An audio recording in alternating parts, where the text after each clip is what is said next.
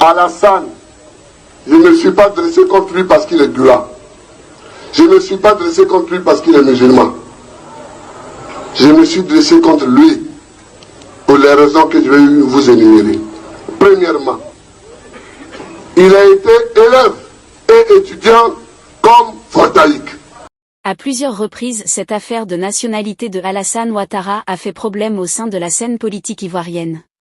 À quelques mois seulement de l'élection présidentielle longtemps discutée au sein de l'actualité sociopolitique en Côte d'Ivoire, la question de nationalité du chef de l'État Alassane Draman Ouattara reste jusqu'à présent un véritable mystère.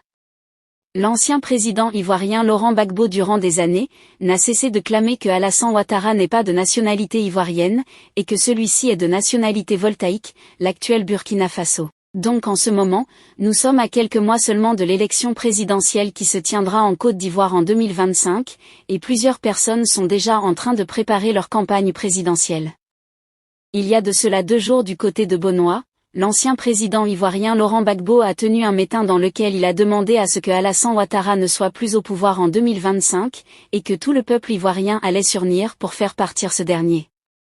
Lors de ces meetings, il y a de cela 10 ans aujourd'hui, Laurent Gbagbo ne passait pas par 4 chemins pour clairement dénigrer Alassane Ouattara, lui faisant comprendre que la Côte d'Ivoire n'est pas son pays, et qu'un étranger ne peut pas quitter son pays pour venir diriger un autre. Longtemps clamé cela et avoir fait en quelque sorte cette prospection, l'on peut dire que cette idée est restée dans la mémoire de plusieurs Ivoiriens et plusieurs personnes. Tout récemment, nous avons un média très introduit du côté de la Côte d'Ivoire qui est une fois de plus revenu sur la question de la nationalité du chef de l'État Alassane Draman Ouattara. Celui-ci à travers plusieurs arguments nous fait comprendre que Alassane Ouattara a fait ses études du côté de l'étranger, sous la nationalité de la Haute-Volta. Et c'est quand il aurait eu des ambitions présidentielles, qu'il aurait changé de nationalité pour avoir la nationalité ivoirienne. Eh bien les amis, c'est là en quelque sorte l'information que nous avons. Pour vous, dites-nous en commentaire ce que vous en pensez.